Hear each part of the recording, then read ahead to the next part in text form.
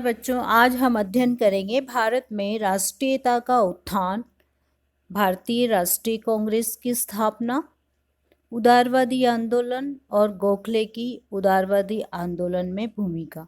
तो सबसे पहले हम देखेंगे कि आधुनिक भारत में राष्ट्रवाद के उदय के किन कारणों के कारण राष्ट्रवाद का उदय हुआ।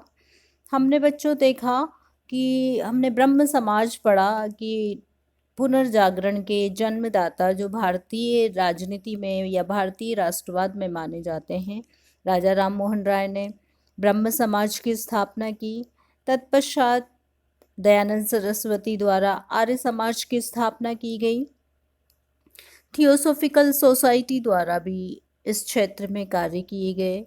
विभिन्न प्रकार के संस्थाओं के द्वारा धीरे धीरे इस ओर प्रयास किए गए। दादा भाई नौरोजी ने poverty and un British rule in India, C.R. Dutt ने the economic history of India में औपनिवेशिक सरकार द्वारा किए जा रहे शोषण को उजागर कर भारत के लोगों का ध्यान ब्रिटिश सरकार की शोषण की नीतियों की ओर इंगित किया। इन राष्ट्रवादियों का मानना था कि भारत में राष्ट्रवाद का उदय कुछ उपनिवेशी नीतियों के विरुद्ध प्रतिक्रिया स्वरूप हुआ। हम संक्षेप में भारत में राष्ट्रवाद का उदय किस प्रकार हुआ उसके बारे में विस्तार से चर्चा इस वीडियो के माध्यम से करेंगे।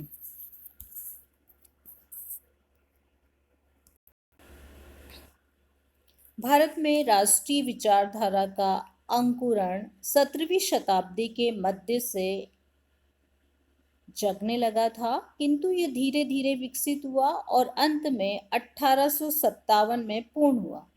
और वो 1857 के विद्रोह के रूप में हम देखते हैं। भारत में राष्ट्रवाद के जन्म के कारण जो राष्ट्रीय आंदोलन प्रारंभ हुआ वो विश्व में अपने आप में एक अनूठा आंदोलन था।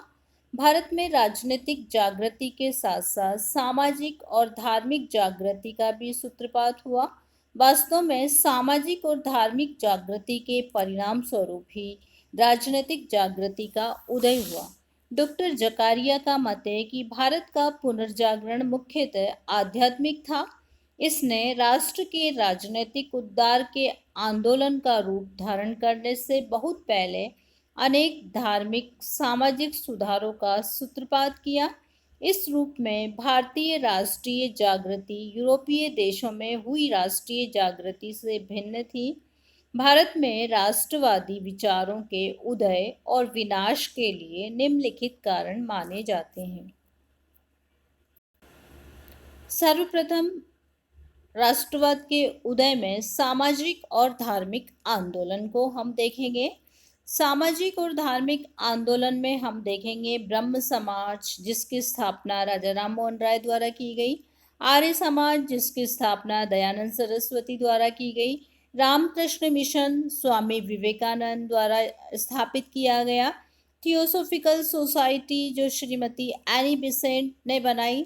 इन सुधारकों ने भारतीयों में आत्मविश्वास जागृत किया और उन्हें भारतीय संस्कृति की गौरव गरिमा का ज्ञान करवाया। उन्हें अपनी संस्कृति की श्रेष्ठता के बारे में इन संस्थाओं के माध्यम से बताया गया और समझाया गया। राजा राम मोहन राय ने ब्रह्म समाज की स्थापना की। राजा राम मोहन राय के पश्चात दयानंद सरस्वती द्वारा बम्बई में 1875 में आर्य समाज स्थापित किया गया। ये एक धार्मिक और राष्ट्रीय नवजागरण का आंदोलन था जिसने हिंदू जाति को नवजीवन प्रदान किया। दयानंद सरस्वती ने हिंदू धर्म में व्याप्त बुराइयों का विरोध किया, देशवासियों में राष्ट्रीय चेतना का संचारण किया, ईसाई धर्म की कमियों पर भी प्रकाश डाला और हिंदू धर्म के महत्व का बखान कर भारतीयों को अपनी सभ्यता और संस्कृति की ओर आकर्षित किया।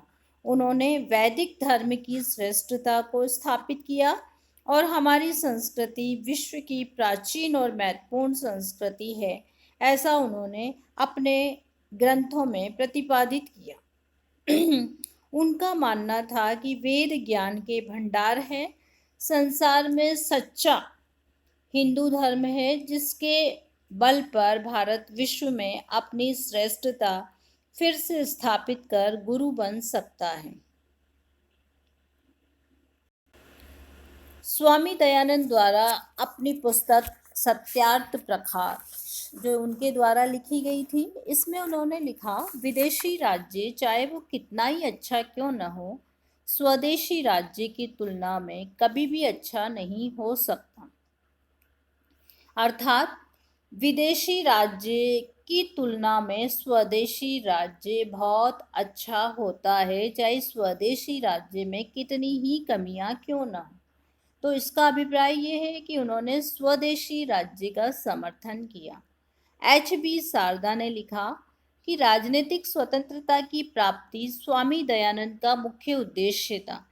वे पहले व्यक्ति थे जिन्होंने स्वराज्य शब्द का प्रयोग किया, देशवासियों को विदेशी माल के स्थान पर स्वदेशी माल का प्रयोग करने की प्रेरणा दी। उन्होंने सबसे पहले हिंदी को राष्ट्रभाषा स्वीकार किया।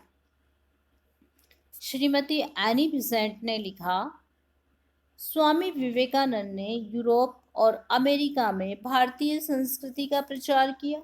उन्होंने अंग्रेजी को ये बता दिया कि भारतीय संस्कृति पश्चिम संस्कृति से महान है और वह बहुत कुछ भारतीय संस्कृति से सीख सकते हैं। ये उन्होंने अंग्रेजों को बताया कि भारतीय संस्कृति विश्व में सर्वश्रेष्ठ संस्कृति है, और उन्होंने सांस्कृतिक चेतना जागृत करने के लिए ये कहा कि भारत का स्वतंत्र होना आवश्यक है। इस प्रकार उन्होंने भारतीयों की राजनीतिक स्वाधीनता का समर्थन किया, जिससे राष्ट्रीय भावनाओं को असाधारण बल मिला। भगिनी निवेदिता के अनुसार, जो स्वामी विवेकानंद के साथ काम करती थी, स्वामी विवेकानंद भारत का नाम लेकर जीते थे। वे मातृभूमि के अनन्य भक्त थे। उन्होंने भारतीय युवकों को उसकी पूजा करना सिखाया।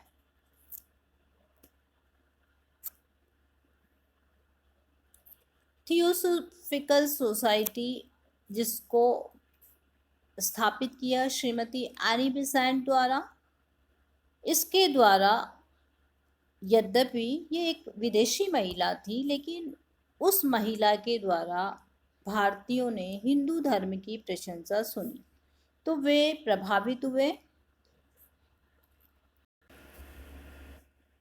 एनी बिसेंट के द्वारा हिंदू धर्म की प्रशंसा जब भारतीयों द्वारा सुनी गई तो वे उससे प्रभावित हुए और उन्हें अपनी संस्कृति की श्रेष्ठता का ज्ञान हुआ और अंग्रेजों के विरुद्ध स्वाधीनता की प्राप्ति हेतु आंदोलन प्रारंभ कर दिया।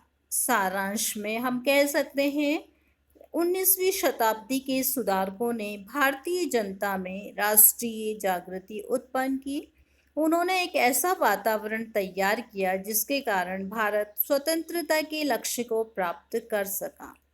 A.R. देसाई ने इस संबंध में लिखा, ये आंदोलन कम अधिक मात्रा में व्यक्तिगत स्वतंत्रता और सामाजिक समानता के लिए संघर्ष थे और उनका चरम लक्ष्य राष्ट्रवाद था।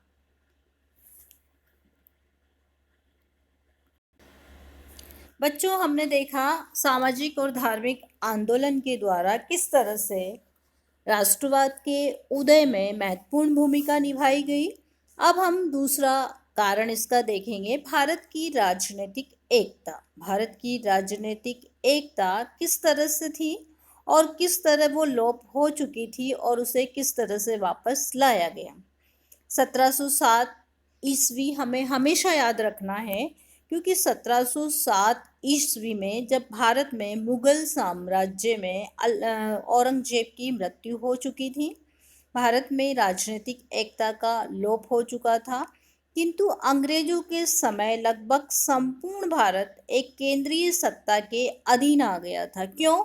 क्योंकि पूरे देश में एक जैसे कानून थे, एक जैसे नियम थे, इसी से देश में राजनीतिक एकता स्थापित हुई। यातायात के साधन विकसित हो चुके थे। अंग्रेजी शिक्षा ने एकता की नींव को और अधिक मजबूत बना दिया। इस प्रकार राजनीतिक दृष्टि से भारत एक हो गया। डॉक्टर के वी पुनिया के शब्दों में, हिमालय से कन्याकुमारी तक संपूर्ण भारत एक सरकार के अधीन था। इससे जनता में राजनीतिक एकता को जन्म दिया।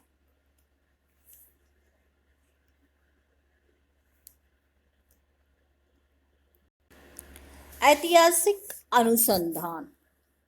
अब बच्चों, ऐतिहासिक अनुसंधान से तात्पर्य है जो हमारे लिपिबद्ध ग्रंथ थे, जो पौराणिक ग्रंथ थे, उन ग्रंथों पर भारतीयों की दृष्टि नहीं थी। उन ग्रंथों को भारतीयों के समक्ष, यानी कि हम लोगों के समक्ष कौन लाया? विदेशी लोग लाए। उन्होंने, विदेशियों ने, यद्यपि वो संस्कृत नहीं जानते थे, प्राचीन भाषाओं के ज्ञाता नहीं थे, परंतु उन्होंने संस्कृत भाषा का अध्ययन किया, यहाँ के ग्रंथों को उस भाषा के माध्यम से पढ़ा, फिर अंग्रेजी भाषा में उनका अनुवाद किया और भारतीयों के समक्ष, यानी कि हम लोगों के समक्ष ये रखा कि आपके धर्म, आपका ग्रंथ, आपके जो प्राचीन पौराणिक लिपिबद्ध ग्रंथ है वो विश्व में सर्वोच्च स्थान रखते हैं।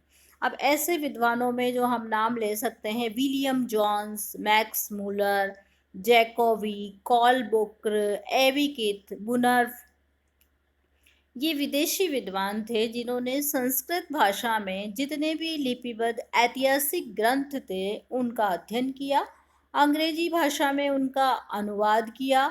संस्कृत साहित्य को प्रोत्साहन देने के लिए इनके द्वारा भाषा का पुनरुद्धार किया गया। और इन विद्वानों ने ये बताया कि पाश्चात्य विद्वानों ने ये बताया, ये ग्रंथ संसार की अमूल्य निधियां हैं। राजा राम मोहन राय, स्वामी दयानंद सरस्वती, स्वामी विवेकानंद ने भी भारतीयों को उनकी संस्कृति की महानता के ज्ञान से अवगत कराया।